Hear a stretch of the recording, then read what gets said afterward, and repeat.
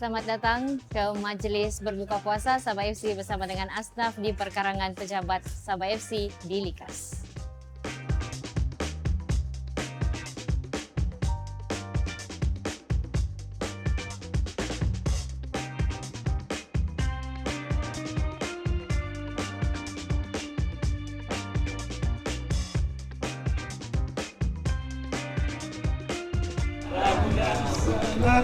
Boy, Selamat Hari Raya. belum.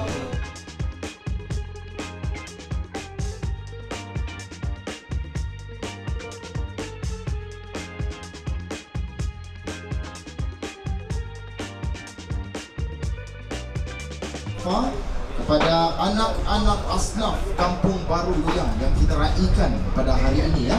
Jadi pada petang ini kita berbuka puasa bersama-sama dengan staff-staff, dengan pemain-pemain dan juga bersama dengan adik-adik kita daripada rumah staff di Luyang ini.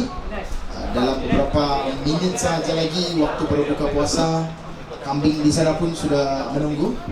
Kalau ada yang pandai baca Jawi itu kita akan bagi ekstra kambing ya.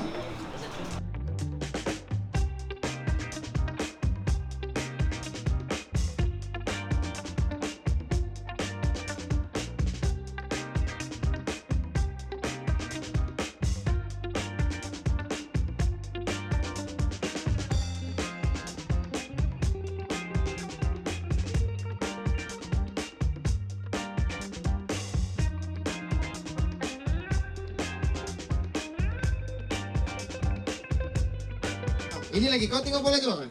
Kau kenal kan player-player nih? Siapa yang kau paling minat? Gabriel. Oh, Gabriel nyari pergi tuna dia sana. Apa kau cakap sama Gabriel? Nice goal. Oh, nice goal ah. Gabriel, nice goal from this boy. He is your fans. Namamu siapa?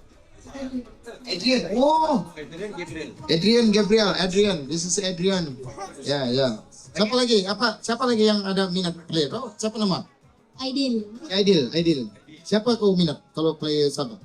Demian. Oi, Demian. Mana koko Demian? Boleh lah kau cakap apa sama Demian, tapi mesti cakap Cina.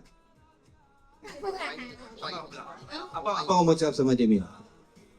Nice save. Nice save.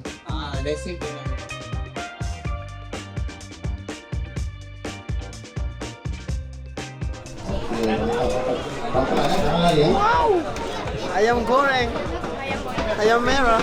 Bismillahirrahmanirrahim. Allahumma qasamna wa bika amanna wa ala rizqika aftarna bi rahmatika ya arhamar rahimin.